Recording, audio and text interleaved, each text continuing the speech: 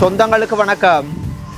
இன்றைக்கு உங்களுக்கு தெரியும் என்று நான் நினைக்கிறேன், இந்தியா நாட்டில் ஒரு மிகப்பெரிய ஒரு விமான விபத்துண்டு எனக்கு ரொம்ப ரொம்ப கவலையாயிருச்சு. இந்த விஷயத்தை பார்க்கும்போது இது ஒரு செய்தியாக எல்லாம் கதைக்கிறதுக்கு எனக்கு விருப்பம் இல்லை, ரொம்ப கவலையா இருந்துச்சு. என்னண்டா இன்றைக்கு அந்த விமானத்துல பயணம் செஞ்சவங்க யாராவது ஒருத்தவங்க உயிர் தப்புவாங்களான்னு கேட்டீங்கன்னா அது எனக்கு தெரிஞ்ச சந்தேகம் தான். ஆனா கடவுளே இருந்து தப்போனும். இப்ப நான் அந்த வீடியோ மேக் பண்ணும்போது டைம் வந்து ஈவினிங், இப்ப கிட்டத்தட்ட ஒரு 5:36 o'clock ஆகுது இலங்கை நாட்டு நேரத்துக்கு. ஆனா இந்த நிமிஷம் வரைக்கும் 133 பேர் உயிரிழந்திருப்பதாக சொல்லப்படுது. அந்த யோசிச்சு பாருங்க, நான் என்ன இதுல கற்றுக்கொண்டேன், நான் என்ன நினைச்சேன் அந்த சம்பவத்தை பார்த்த உடனேயே, இந்த வாழ்க்கைன்றது ஒரு நிச்சயம் இல்லாத வாழ்க்கை. நாங்க வாழ போறது ஒரு கொஞ்ச காலம் தான் அந்த பூமியில. எந்த நிமிஷத்துலயும், இப்ப அடுத்த நிமிஷம் கூட என்னுடைய உயிர் கூட இந்த உலகத்தை விட்டு பிரிஞ்சு போகலாம்.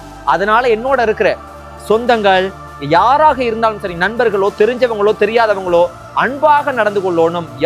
யாரும் வந்து கோபப்பட்டு மனஸ்தாபப்பட்டு கொள்ளக்கூடாது. யாருமே உயிரோட இல்லாத சமயத்துல நாங்க என்னதான் கவலைப்பட்டு ஒரு பிரயோசனமும் இல்லை. ரொம்ப கவலையா இருந்துச்சு, ரொம்ப கஷ்டமா இருந்துச்சு. உயிரோட இருக்கும்போது மக்களோட நேசிச்சு அன்பாக வாழணும் அப்படின்னு தான் நான் யோசிச்சேன்.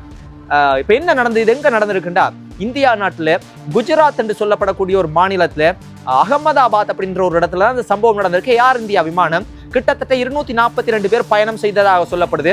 அதுல 169 பேர் நம்ம வந்து மற்றவங்க எல்லாம் வெளிநாட்டவங்க. யாராக இருந்தாலும் எல்லாருமே மனுஷர் தான், எல்லாருமே சொந்தங்கள் தான். எங்கட யோசிச்சு பாருங்க, இதுல அவங்க அந்த விமானம் விபத்துக்குள்ளாகிறத பார்க்கும்போது ஒரு 1000 அடி கூட வந்து பாத்தீங்கன்னா அந்த விமானம் பறக்கல. ஆனா ஒரு கட்டடத்துல வந்து பாத்தீங்கன்னா கீழே விழுந்து அப்படியே வந்து வெட்டிச்சு சிதறுது. அதை பார்க்கும்போது அந்த விமானம் அது எந்த கட்டடம், அது ஒரு மருத்துவர்கள் தங்கக்கூடிய ஒரு விடுதியா மட்டும் சொல்றாங்க. யோசிச்சு பாருங்க, அதுல சின்ன குழந்தைகள், இந்தியா நாட்டவங்க சேர்ந்தவங்களா இருந்தாலும் சரி, வெளிநாட்டவங்களோ யாராக இருந்தாலும் எல்லாரும் மனிதர்கள் தான், எல்லாருமே எங்களோட சொந்தங்கள் தான். யோசிச்சு பாருங்க, எவ்வளவு கனவுகளோட எவ்வளவு ஒரு ஆசையோட அந்த உலகத்துல வாழ்ந்திருப்பாங்க. ஆனா இன்றைக்கு உயிரோட இல்லைன்னு அந்த கடைசி நிமிடங்கள் எப்படி இருந்திருக்கு. ஆனா அந்த சம்பவம் நடந்த உடனேயே நாங்க ஒருத்தவங்களை முக்கியமாக பாராட்டணும்.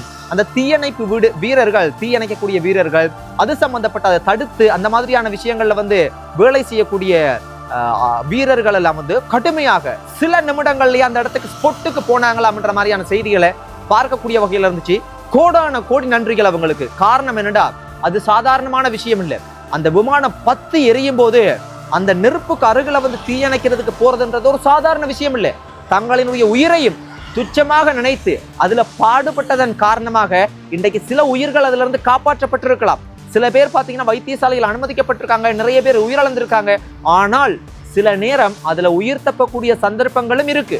அதற்கு முழு காரணமும் யாருண்டா, அதுல பாடுபட்டு அதுல உயிரையும் துச்சமாக நினைத்து வேலை செய்த தீயணைப்பு வீரர்கள் மற்றும் அதை பாதுகாக்கக்கூடிய, அதுல இருந்து உயிர்களை காப்பாற்றுவதற்கு பாடுபட்ட அந்த வீரர்களுக்கு மிகப்பெரிய கோடான கோடி நன்றிகள். யோசிச்சு பாருங்க, இன்றைக்கு அந்த விமானத்துல நீங்களோ சில நேரத்துக்கு இந்த காணொலி பார்க்குற உங்களோட குடும்பத்துல கனடால இருந்தெல்லாம் வந்து பாத்தீங்கன்னா ஒருத்தர் இருந்திருக்கிறான். அப்புறம் UK சேர்ந்தவங்க அதிகமானவங்க இருந்திருக்காங்க. இப்படி வெளிநாட்டை சேர்ந்தவங்களும் இந்தியா நாட்டை சேர்ந்தவங்களும் உங்களினுடைய சொந்தங்கள் யாராவது அது உள்ளுக்கு இருந்து உயிரிழந்திருந்தாங்கடா, உண்மையாவே அது ரொம்ப ரொம்ப கவலையான விஷயம்தான். என்னுடைய வீடியோக்களை பார்க்கிற, என்னுடைய காணொலிகளை பார்க்கிற கூடுதலா புலம்பெயர் உறவுகள், நாட்டில் இருக்கக்கூடிய எங்களினுடைய சொந்தங்கள், என்னுடைய எல்லா தமிழ் சொந்தங்கள் சார்பாகவும் இந்த விபத்துக்கு எங்களினுடைய ஆழ்ந்த அனுதாபங்களை தெரிவித்துக் கொள்றேன். உண்மையாகவே இது ஒரு ரொம்ப ரொம்ப வேதனையான விஷயம். இன்றைக்கு இந்த விபத்துல நான் உயிரிழந்திருந்தா யோசிச்சு பாருங்க, என்னுடைய குடும்பம் எவ்வளவு பாடுபட்டு இருப்பாங்க. ஆனா இதுல இன்னொரு முக்கியமான ஒரு விஷயம் மட்டும் பார்க்கக்கூடிய வகையில இருந்துச்சுன்னா, இந்த விபத்துல குஜராத் முன்னாள் முதலமைச்சரும் பாத்தீங்கன்னா பயணம் செய்திருக்கிறார். அவரும் உயிரிழந்திருப்பதாக சொல்லப்படுது. அப்ப இது வந்து ஒரு திட்டமிட்ட ஒரு கொலை செய்யக்கூடிய வகையில வந்து நடத்தப்பட்ட ஒரு தாக்குதலா, ஒரு சூசைட் அட்டெம்ப்டா, இல்லாட்டி ஒரு அந்த மாதிரியான ஏதாவது வந்து ஒரு விஷயமான்ற ஒரு கோணத்திலையும் பார்க்கக்கூடிய வகையில இருக்கு. இல்லண்டா இது ஒரு அந்த விமானத்தினுடைய ஒரு இன்ஜின், ஒரு இயந்திர கோளாறு, அந்த மாதிரியான ஒரு டெக்னிக்கல் ஏதாவது ஃபோல்டுனாலதான் அந்த இன்ஜின் ரெண்டுமே செயற்படலண்டாதான் அது இந்த மாதிரி ஒரு விபத்து ஏற்படும். ஒரு 1000 அடி கூட உயரம் பறக்க முடியலண்டா.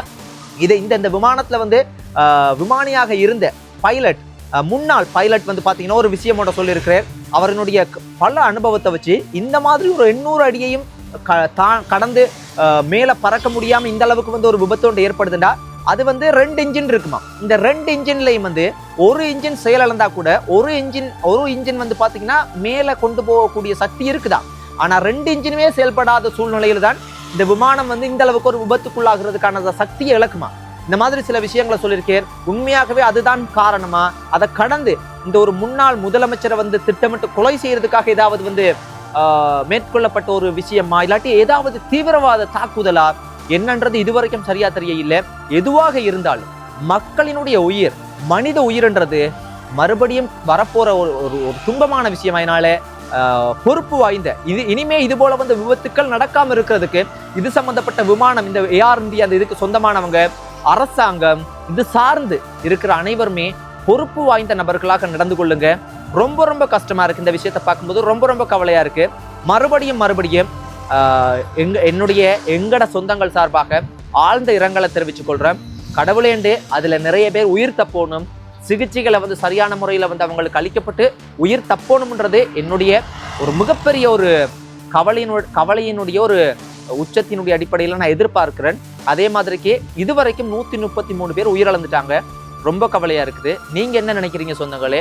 இது போல ஒரு விமானத்துல நீங்க பயணம் செய்து நீங்க உங்களோட உயிர் இழக்க போறீங்கன்ற ஒரு கடைசி நிமிடம் இருக்குன்ற உங்களுக்கு ஒரு 10 நிமிஷம் தான் இருக்குண்டா, அந்த 10 நிமிஷத்துல நீங்க என்ன செய்வீங்க? நீங்க யாருக்கு கால் பண்ணுவீங்க? உண்மையாகவே நீங்க என்ன பண்ணுவீங்க? நீங்க என்ன நினைக்கிறீங்க சொல்லுங்க. நாளைக்கு கூட நான் உயிரோடு இருப்பேனா? இந்த காணொளி பார்க்குற நீங்க உயிரோடு இருப்பீங்களா? எதுவுமே தெரியாது. இந்த பூமியில இருக்கிற வரைக்கும் அனைவரோடும் சந்தோஷமாகவும் மகிழ்ச்சியாகவும் வாழுவோம். நன்றி சொந்தங்களே, நன்றி.